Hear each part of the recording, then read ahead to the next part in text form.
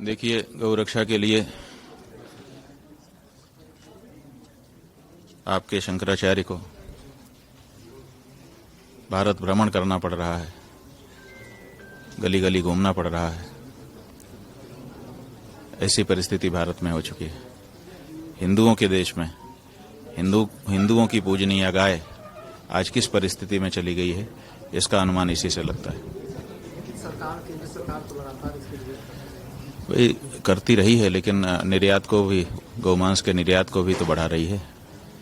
इसलिए क्या कहा जाए, कुछ समझ में नहीं आता है कि सरकार के मन में क्या है। एक तरफ गाय के साथ प्रधानमंत्री जी के चित्र आते हैं, दूसरी तरफ ग्राफ आता है जिसमें दिखाई देता है कि गौमांस का निर्यात निरंतर बढ़ता चला जा रहा है।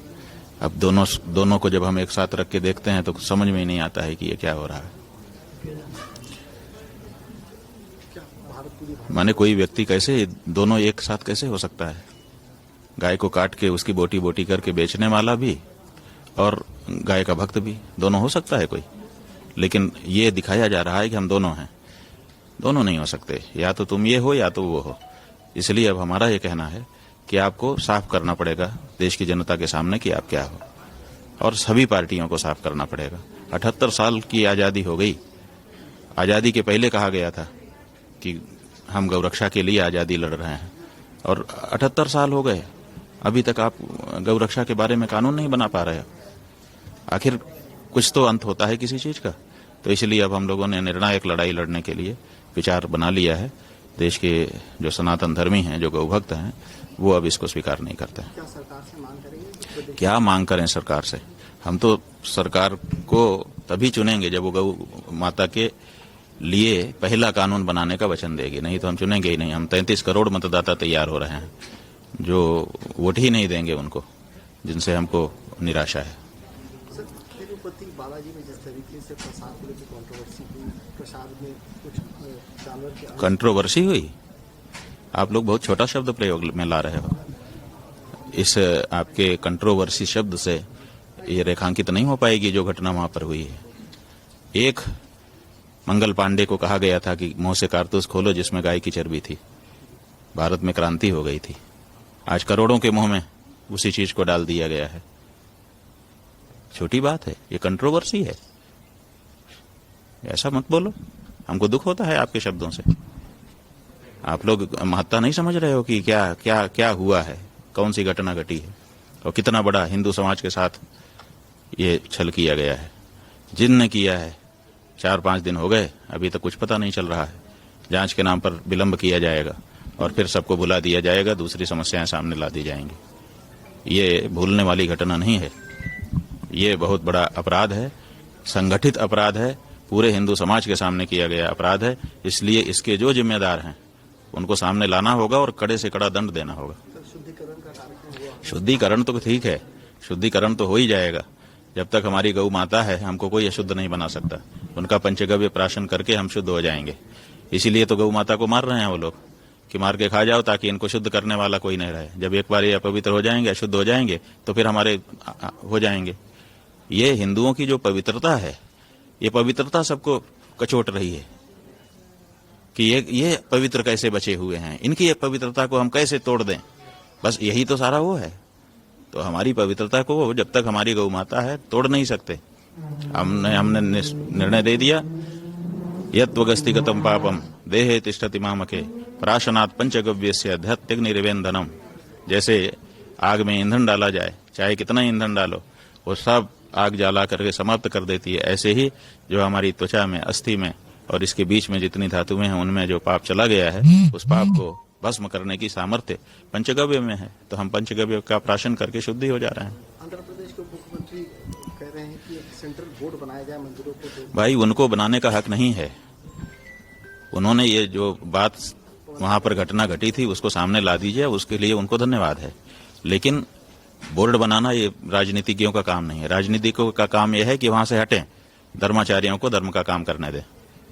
ये गलत हो जाएगा। पहले भी यही हुआ है कि हम अच्छी व्यवस्था कर देंगे, इसके नाम पे लोग आए थे। अच्छी व्यवस्था करने के नाम पे हमारे धर्म को लूट रहे हो आप, हमारी पवित्रता को खंडित कर रहे हो आप। असली दोषी ये राजनेता हैं।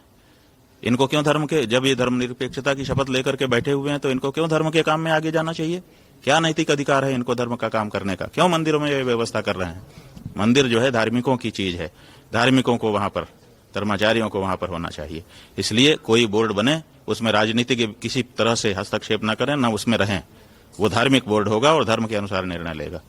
मंदिरों में दो तरह की व्यवस्था है, एक बाहरी व्यवस्था है, लोग आएंगे उनके रुकने की, खाने की, पीने की, आने की, जाने की, और दूसरी है मंदिर की पूजा पाठ राग भोग। वो जो पूजा पाठ राग भोग है उसमें किसी प्रकार का हस्तक्षेप किसी भी राजनीतिक दल का, क्योंकि भारत में जितने भी राजनीतिक दल हैं वो अपने आप को कोई कुछ कहे, सब धर्मनिरपेक्षता की शपथ लेने के बाद ही पंजीकृत होते हैं चुनाव आयोग में। इसलिए सब धर्मनिरपेक्ष हैं, इसलिए इनको उसमें प्रवेश नहीं देना चाहिए। अगर प्रवेश दिया जाएगा और या इनके द्वारा बोर्ड बनाया जाएगा फिर वहीं राजनीति शुरू कर देंगे। इनके खून में राजनीति है, ये धर्म क्या समझेंगे? धर्म जो है ये नहीं देखता है कि कौन सामने खड़ा है। मेरे ये गोल राजनीति क्या है? गोलबंदी है, मेरे हो जाओ सब ठीक है, मेरे नहीं रहे तो सब गलत है। और धर्म ऐसा नहीं कहता, धर्म कहता जो सही है वही सही है, चाहे हमारा है अगर गलत है तो गलत है और पराया है अगर सही है तो सही है। ये न्याय की दृष्टि है, ये धर्म में है। ये दृष्टि राजनीतिकों के पास कभी नहीं हो सकती है। क्या लगता है करोड़ों हिंदुओं की भावना को ठेस लगा जिस तरीके से? भाई करोड़ों हिंदुओं की भावना को ठेस पहुंचाई गई है, उनकी पवित्रता को खंडित करने का प्रयास किया गया है। ये जैसे राष्ट्रद्रोह होता है ना, ऐसे ये हिंदू द्रोह है, उसी रूप में इसको लिया जाना चाहिए। एक आखिरी सवाल सर, क्या गौ रक्षा को लेकर प्रधानमंत्री जी से भी आप बात करेंगे? भाई प्रधानमंत्री से हम क्या बात करें? प्रधानमंत्री से मिलने का समय मिलता है किसी को? प्रधानमंत्री तो मोर को दाना डालने में व्यस्त है, प्रधानमंत्री तो गायों के साथ फोटो खिंचवाने में व्यस्त है। उसको कहाँ गाय की पीड़ा से कोई सरोकार है? हम लोग समय मांगते हैं, समय ही नहीं मिलता है, हम क्या बात करेंगे? अब तो जो हम उनसे बात करने के लिए निकले हैं जो लोग प्रधानमंत्री बनाते हैं, देश की जनता, मतदाता, उनसे हमारा संवाद हो रहा है। वो गऊ को बचाएंगे। हमने पूछा है कि कौन बचाएगा गऊ को, तो लोगों ने कहा है कि हम मतदाता, गौ मतदाता। अब मतदाता गौ मतदाता बनेगा और वो संकल्प लेगा कि हम उसी को वोट देंगे जो शपथ पूर्वक घोषणा कर देगा कि हम पहला काम जीतते ही यही करेंगे। मतदाता के पास शक्ति है, असली शक्ति। ये लोग तो बीच के मुनीम हैं, गिनते रहते हैं। असली शक्ति मतदाता के पास है और इस देश में हिंदू मतदाता सर्वाधिक हैं, उनकी संख्या ज्यादा है। उन हिंदुओं को ये भरोसा था कि ये कर देंगे, फिर उन्होंने नहीं किया तो उनको हटा के इनको लाए कि ये कर देंगे। लेकिन अब सब धान 22 पसेरी हो चुका है। हमको पता चल चुका है कि कोई ये नहीं करेगा। इसलिए अब हम प्रतिज्ञाबद्ध हो रहे हैं कि हम गाय के लिए मतदान करेंगे और अपनी गाय को बचाएंगे।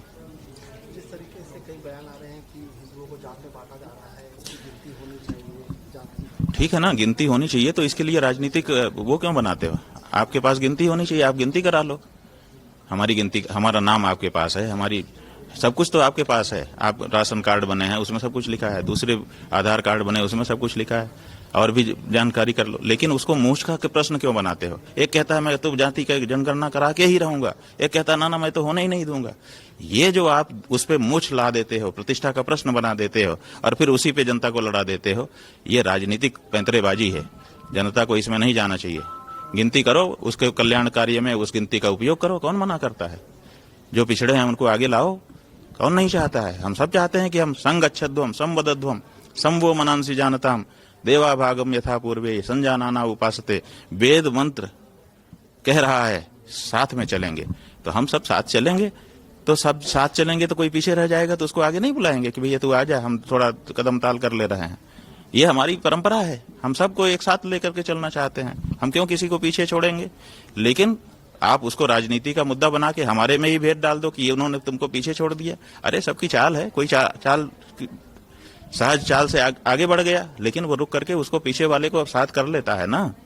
तो आप उसमें लड़ाई डाल रहे हो कि देखो वो आगे चले गए, तुमको उन्होंने पीछे छोड़ दिया, वो तुम्हारे प्रति अलग भावना रखते हैं, और ऐसा कह के दोनों को लड़ा रहे हो। ये जो हमारे भाइयों में लड़ाई डालने का काम है, ये राजनेता अब बंद करें, ये नहीं होना चाहिए। वक्फ बोर्ड को लेकर जो हो रही है राजनीति हो रही है, सरकार किसी भाई वक्फ बोर्ड जो है वो वक्फ माने क्या होता है? जैसे हमारे यहाँ हिंदू धर्म में देवोत्तर होता है, देवता को समर्पित कर दी जाती है कोई संपत्ति, तो वो देवता की संपत्ति हो जाती है। देवता थोड़े आते हैं, वो जैसे हमको इतना फल चढ़ाया, ये अभी हम हथुआ राजा साहब के आए हैं, देखिए ये सब, ये देखिए दिखा दो भैया कैमरे से, ये मिठाई चढ़ाई, ये फल चढ़ाए, अब हम क्या कर रहे हैं? इसमें एक भी नहीं खा रहे हैं, सबको बांट रहे हैं। उसी तरह से जब देवता को कोई वस्तु समर्पित हो जाती है वो तो सब समाज की हो जाती है। ऐसे ही मुसलमानों में वक्फ है। वक्फ का मतलब है सबके लिए संपत्ति, तो वो तो सार्वजनिक संपत्ति है जी, वो सबके लिए है। तो हम ये कह रहे हैं कि अभी हम वो मुस्लिम वक्फ है, हम नहीं जा रहे हैं, लेकिन गाय तो मुस्लिम हिंदू नहीं दे के दूध देती है। तो हमने ये अनुरोध किया है, आपके माध्यम से भी हम करना चाहते हैं सभी मुस्लिम बंधुओं से, कि आप अपनी वक्फ की बहुत सारी जमीन है आपके पास, उसके बारे में बहुत सारी बातें चल रही हैं।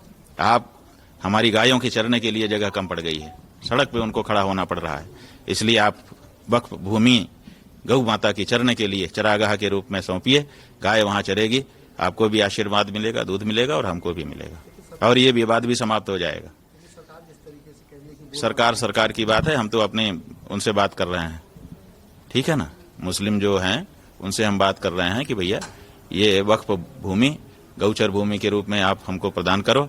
गाय जो है वो जब दूध देती है तो ये देखती नहीं है कि हिंदू है कि मुसलमान है, तो वो तो है, उसके लिए आप खोल दो दरवाजा, अभी देखो जय जयकार हो जाएगी तुम्हारी भूमि की। और नहीं तो तुम जो जिस तरह से उपयोग कर रहे हो उस पर तो ये सब बातें आएंगी ही, लोग तो रस्साकसी करेंगे ही, और कहाँ तक बचा पाओगे? अपना प्लाट बचाना लोगों के लिए मुश्किल हो जाता है, तुमने इतनी सारी भूमि वक्फ घोषित कर दी है, सब बचा पाओगे? कोई कागज भी नहीं है तुम्हारे पास ठीक से, तो अंततः तो ये जाए चली जाएगी। इसलिए गौ माता के लिए गोचर भूमि के रूप में अभी ऐलान करो कि हम गाय के लिए समर्पित करते हैं।